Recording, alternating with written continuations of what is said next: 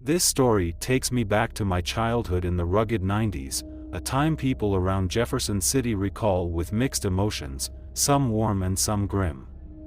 Kids like me from those days still get misty-eyed thinking about hours spent glued to Nintendo screens, trading pogs at recess, scarfing down hot fries from the corner store on Elm Street, racing through backyards, hammering together rickety forts from scrap wood, and sneaking into abandoned lots off Route 50. For our parents, however, it was a nightmare. No steady jobs existed, cash was scarce, and hope for a better tomorrow seemed like a distant dream. A few sharp hustling types managed to strike it rich in that chaos, raking in money while others struggled, but my folks weren't part of that lucky crowd. They scrambled for any gig they could find, desperate to put food on the table for themselves and us three wild kids, working themselves ragged day after day. Then one fateful day, Dad hit a small jackpot. He scored a night watchman job at the County Health Department building, perched on the outskirts of Hospital Hill, a sprawling patch of Jefferson City dotted with medical facilities. That same creepy area housed surgical units, maternity wards, and the city morgue, a forbidden zone for any kid caught snooping near it unless they wanted a thrashing from the gruff orderlies who patrolled the grounds. I still don't know what happened, but one gloomy afternoon, that low single-story morgue went up in flames and burned to a charred husk overnight. That sparked a wildfire of rumors among us kids on Maple Street, gruesome guesses we swapped like trading cards, each tale more twisted. For 2 weeks straight, the stories grew wilder, fueled by our runaway imaginations.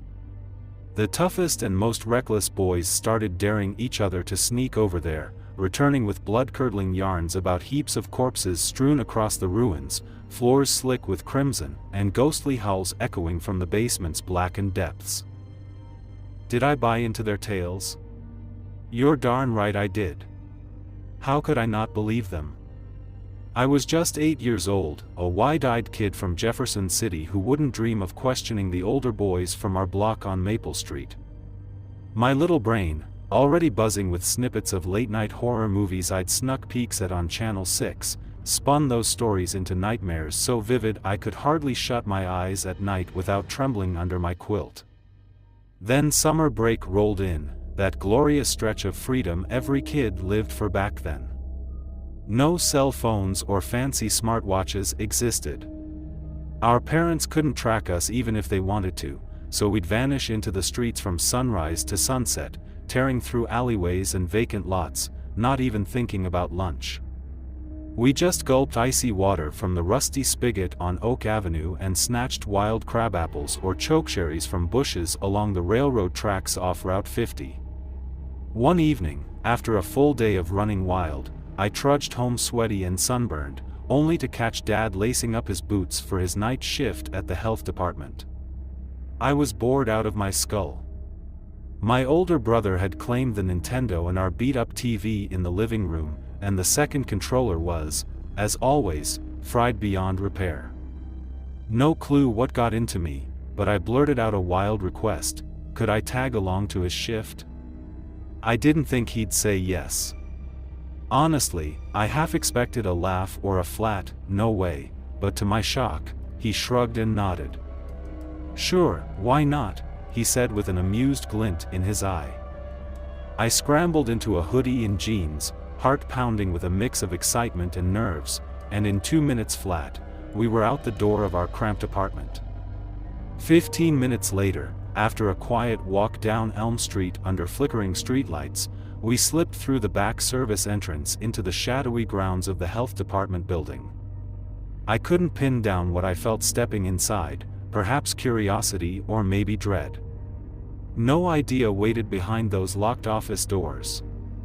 The long dim corridors of that 3-story brick beast stretched out before us, and our footsteps bounced off the walls with a sent a shiver racing down my spine. We set up camp in the break room, a dingy little space with a chipped formica table and a couple of wobbly chairs pulled from some storage closet. For hours, we went head-to-head in battleship, scratching grids onto crumpled graph paper from Dad's work bag, laughing and arguing over every hit and miss like it was a matter of life and death in our tiny world. When we finally called it quits, we brewed some hot tea in his dented thermos and dug into butter and sugar sandwiches, simple yet sweet and sticky, our go-to late-night snack that stuck to our fingers. Then it was time to crash for the night. Up on the second floor, tucked into a square nook off the hallway near a huge grimy window overlooking Hospital Hill, sat this massive creaky leather couch that slid out into a makeshift bed.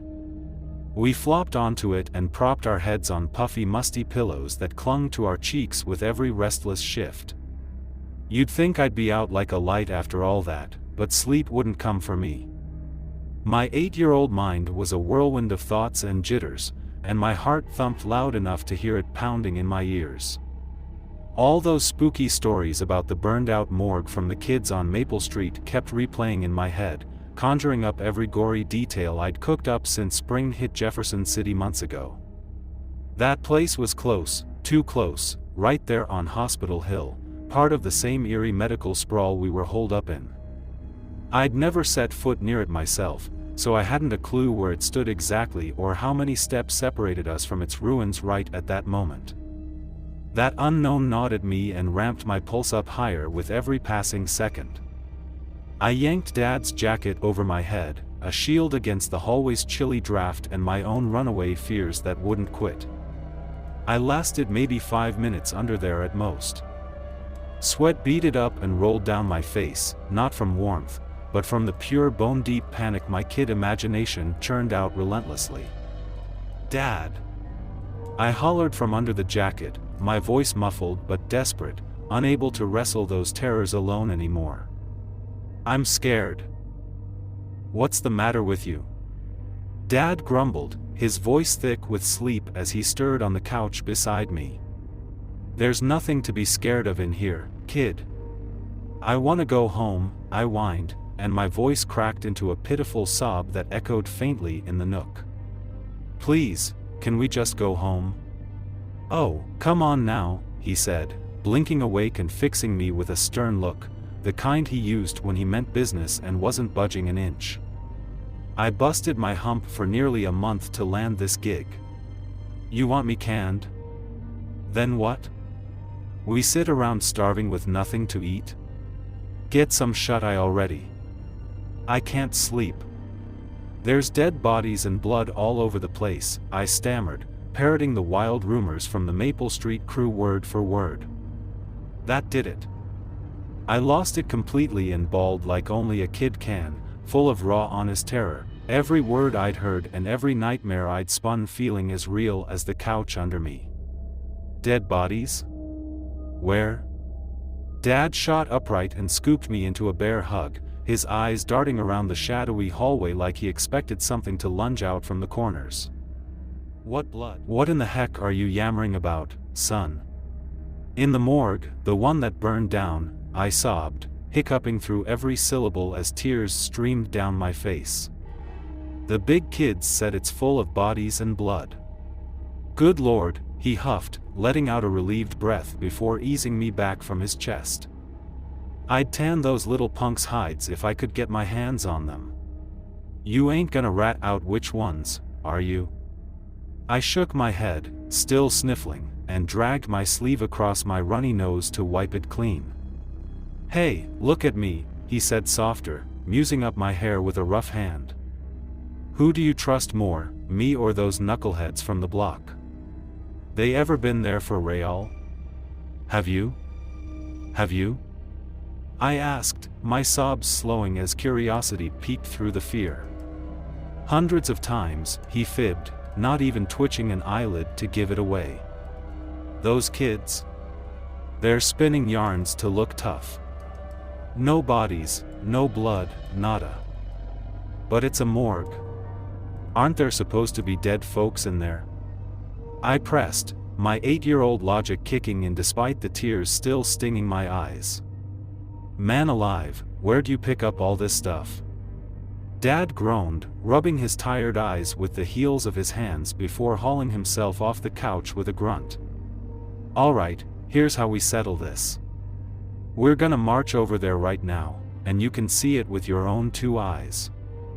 I'll light up a smoke while we're at it since I've been itching for one anyway. No, please, let's not go. I'm not scared anymore, I swear.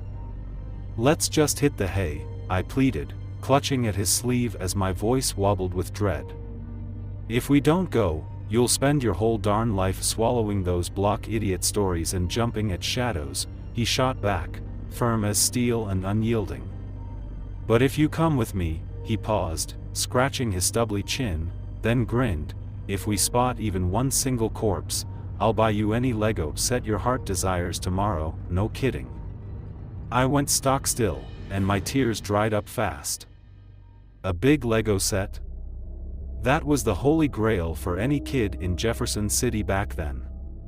They cost a fortune now, but in those penny-pinching days, you'd be lucky to unwrap a tiny kit on your birthday if at all. Fear duked it out with that dream in my chest, a tug-of-war between panic and possibility that played out in seconds. No surprise which side won. I was hooked. Dad knew he wasn't risking squat. He'd seen the place a million times, he figured, and this would teach me a lesson I'd carry forever. But even with that shiny prize dangling in front of me, I was scared stiff. My legs felt like jelly, sweat soaked through my hoodie, and all I could think was we shouldn't be doing this. No rhyme or reason existed, just a gut-deep certainty that one glimpse of a body and we'd be toast.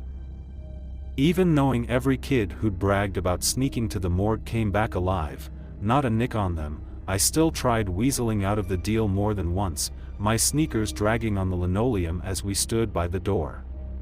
But Dad had me locked in tight with that Lego bait. Saw this beauty at the store on Main Street, a spaceship set, huge and sleek, he said, stretching his arms wide like he was showing off a prize catch from the Missouri River. This big, kid. Can you picture it on your shelf? My heart raced, and I shuffled another step behind him, then another, each one heavier than the last despite my pounding excitement. Summer in Jefferson City was a scorcher that year, sticky and humid, but Dad still draped his beat-up jacket over my shoulders to keep off the night chill that crept in.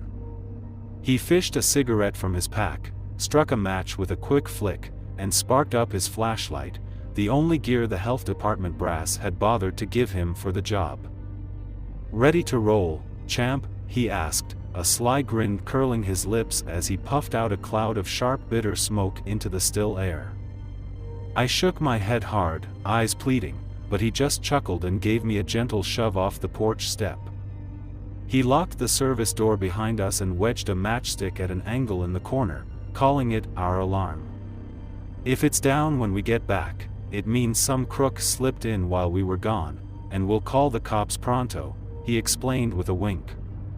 Outside, it was that eerie hour when the sun vanished completely, leaving Hospital Hill swallowed in thick inky dark.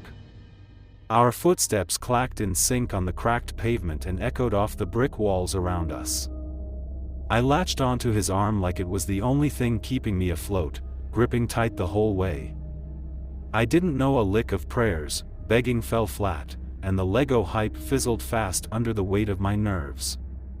So Dad half-dragged me along Route 50's shoulder, muttering reassurances. "Ain't nothing bad out there, kid. We'll be back snoozing in no time," he promised. The walk wasn't far, thank heavens, just 5 minutes, though I'd have sold my soul to stretch it into forever. Anything to delay facing that place, the pitch-black night, the looming shadows of Hospital Hill's old buildings, the rustling trees off the path. I'd take it all over what waited ahead.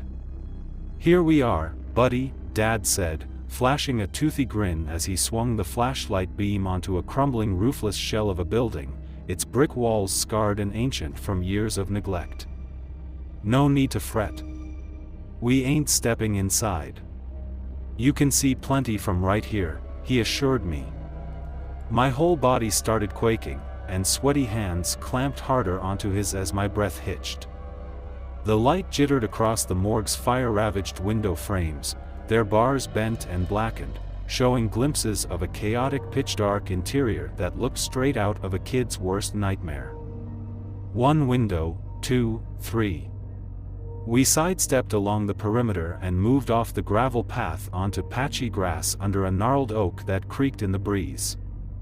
My knees knocked together, my bladder screamed for relief, but I couldn't peel my eyes off that beam, like some hypnotized fool caught in a trance. We checked the last window, then a rusted steel door warped shut, and finally the caved-in roof, half melted into the guts of the place. "Had your fill yet?" Dad asked, lowering the flashlight from the wreckage above us. I tracked the light down and let out a scream that could have woken half of Jefferson City. 2 pale unblinking eyes glared back at me through the bars, cold and lifeless in their stare. Dad flinched hard, the flashlight slipped from his grip and clattered to the ground, snapping my gaze away from whatever hellish thing I'd locked eyes with out there. My kid brain blanked it out fast, leaving just those ghostly eyes seared into my skull like a brand. That scream of mine melted into loud messy sobs, then spiraled into a full-on meltdown, tears and snot streaking down my face as I gasped for air. Dad fumbled for the fallen flashlight, snatched it up off the dirt, and tried everything to settle me down, starting with soft words about it being okay, then explanations about shadows and tricks of the light, even a grumbled threat of a timeout if I didn't quit hollering my head off. None of it stuck. I thrashed and wailed, begging to bolt back to our apartment on Maple Street, yelling that we had to run before the morgue's corpse came after us with teeth bared and ready to chomp us both. No use. Dad wasn't budging an inch. He grabbed my arm and hauled me back toward the health department, my sneakers scuffing the pavement the whole way as I dragged my feet. I don't hold it against him now. I can see how unhinged I must have looked, a sweaty screaming mess, but back then, it felt like betrayal through and through. 10 minutes later, we were parked back in the break room, the fluorescent light buzzing overhead like an angry wasp. Dad poured me a mug of hot tea from the thermos and pushed it into my shaky hands, pressing me gently. "What did you see out there, huh? What's got you yelling like that?" All I could manage was sipping that scalding tea, lips trembling, my mind stuck on that cursed window and those piercing white eyes boring into me like needles. An hour crawled by, and as the first hints of dawn peeked through the blinds, the terror started to loosen its grip at last. Dad kept saying it was all in my head, and it began to sink in slowly. We were still breathing. No shambling dead broke down the door like in those zombie flicks I'd caught glimpses of on Channel 6. Maybe he had a point after all. He flat out refused to pony up for the Lego set since he hadn't seen a thing himself, which stung. I sulked hard, but worn out, I collapsed back on the couch under his jacket and passed out the second my head hit those lumpy pillows. Something jolted me awake, a sharp grating noise like a nail dragging across glass, cutting through the quiet of the building. I wriggled out from under Dad's jacket and blinked into the gloom of the second-floor hallway, my breath catching as I scanned for the source of that awful sound. Then my eyes hit the big window at the end of the nook. Nothing but thick suffocating night stretched outside, and there they were again, those white eyes glowing like twin moons, staring right through me with an icy chill. This time, long matted black hair spilled over most of its face, leaving just those eerie peepers and a sliver of pale skin visible in the dark. A bony hand with jagged coal-black nails scratched at the glass, slow and deliberate, sending a shudder down my spine. I let out a shriek that could have shattered the panes myself and watched, horrified, as that thing, that walking corpse, flashed a wide toothy grin before ducking its head out of sight and vanishing into the shadows beyond. I whirled to shake Dad awake, needing him right then more than ever, but the couch was empty beside me. He was gone.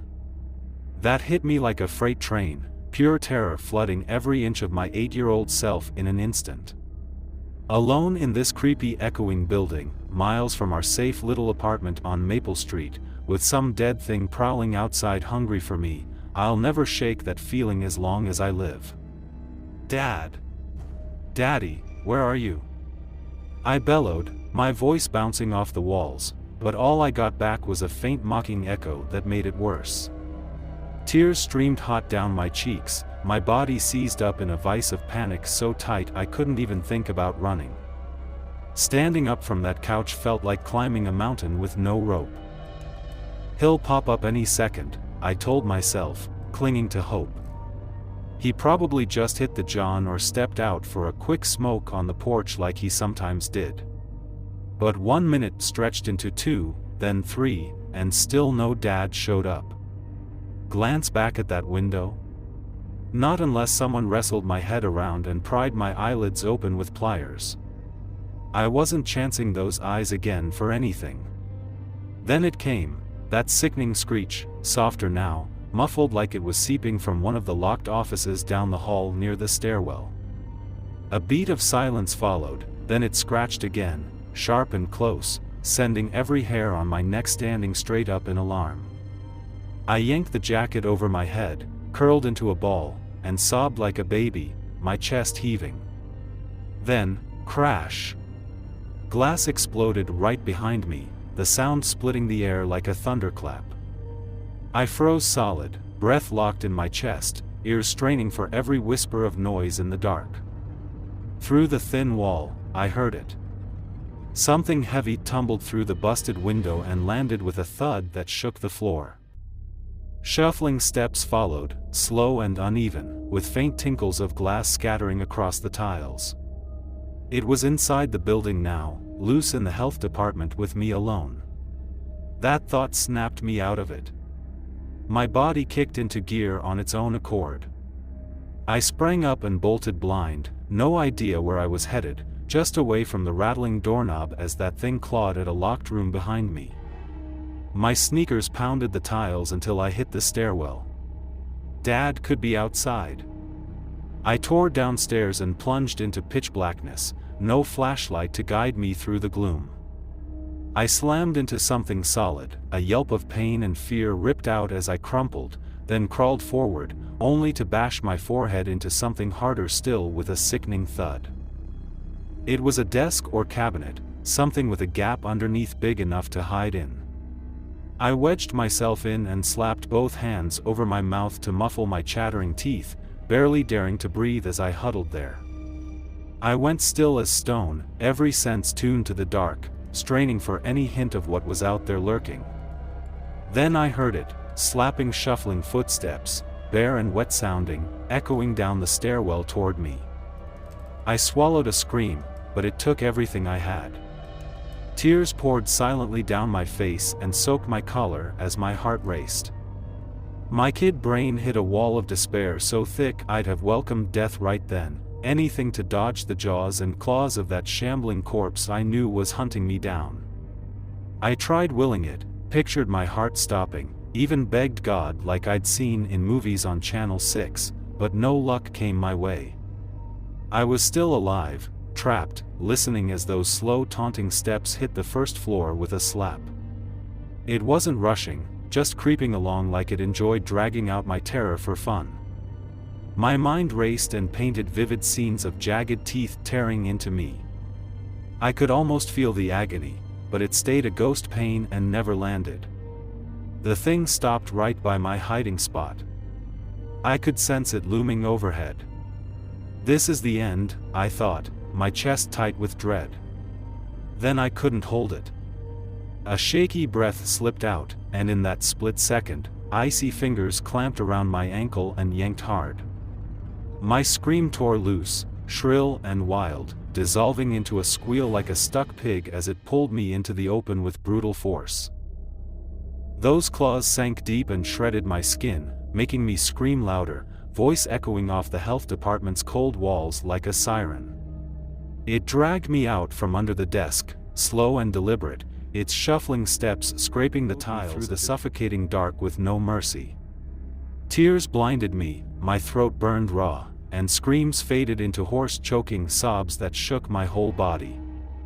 My back scraped across debris littering the floor, bits of plaster and broken glass, leaving stinging trails while my leg, gripped tight in its bony hand, went numb from sheer panic that overwhelmed me. My 8-year-old mind couldn't keep up. Reality flickered in and out, leaving me with disjointed flashes of pain and fear raking my whole body like claws of their own. I snapped awake on a freezing floor, surrounded by blackened walls, green light spilling through shattered barred windows overhead into the gloom. The truth hit like a sledgehammer. I was inside the morgue, the very ruin I'd gawked at from afar on Hospital Hill all those nights. That kicked up a fresh wave of dread, so thick it shook me to my core, my kid frame trembling uncontrollably as I gasped. I staggered to my feet, collapsed, then clawed my way up and leaned hard on the sooty wall for support. My hands came away smeared black. The old fire had painted this awful place in grim ashy streaks and made it feel even more like a tomb closing in.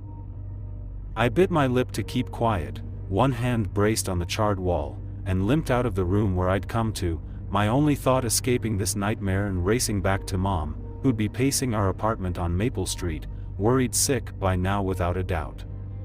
I reached a scorched doorframe and peered through its barred window slit into the night.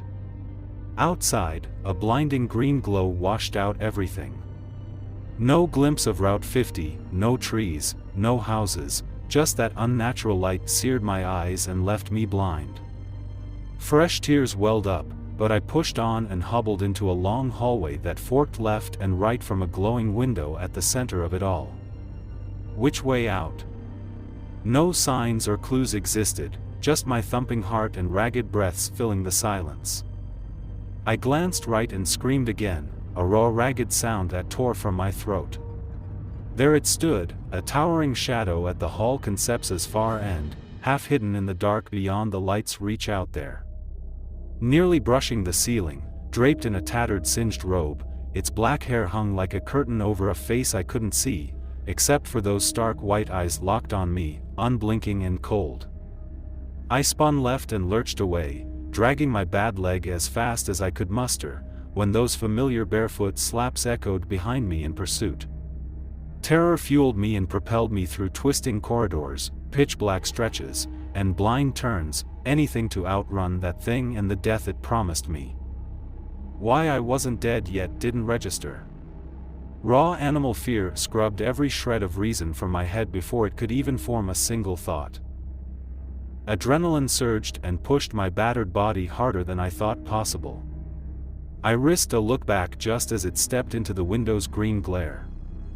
A wide rotten grin split its soot-streaked scabbed face and peeked through a tangle of greasy hair that hung low. My voice was gone, but the sight sent a shiver ripping through me like ice water.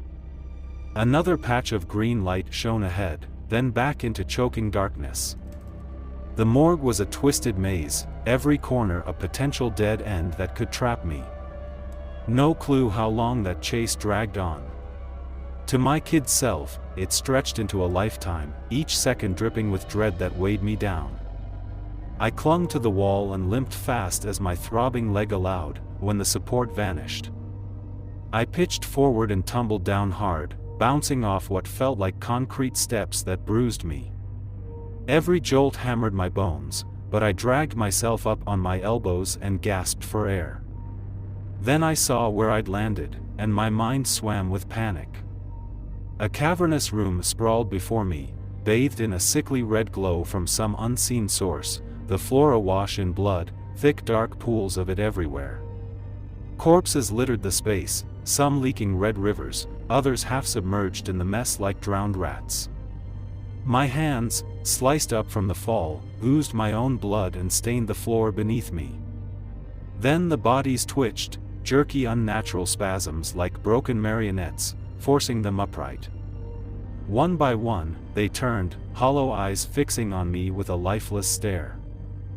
Pure primal terror ripped a scream from my gut, louder than I'd ever yelled in my 8 years, reverberating off the blood-soaked walls like a siren's wail. Dozens of cold dead hands lunged for me and clawed at my arms and legs with relentless grip. I flailed and swung wild, then a sharp smack stung my cheek out of nowhere.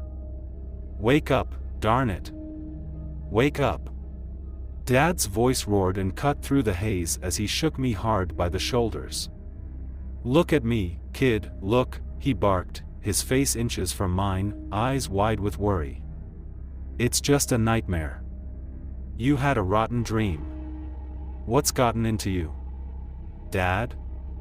I croaked, trembling head to toe, not trusting my own eyes as I blinked at him. Who else, you little terror, he said, his voice shaky, eyes brimming with worry and relief that I was okay. You're fine, just a bad one. Took me 5 blasted minutes to snap you out of it. Look at this, you clawed me good, strong as an ox. There were dead people everywhere, I whimpered, drenched in sweat and shaking like I'd been dunked in the Missouri River in January. Easy now, he murmured and pulled me into a tight hug that steadied me. Your brain's just too darn creative, that's all. We stayed like that, hiccuping through sobs and spilling every twisted detail of the worst dream I'd ever had in my life. Alright, up you go. Let's get some tea, he said finally and cast a wary glance out the window before hoisting me to my feet gently. We'll head home soon, promise. After that night, sleep dodged me for days, 2 or maybe 3 at least.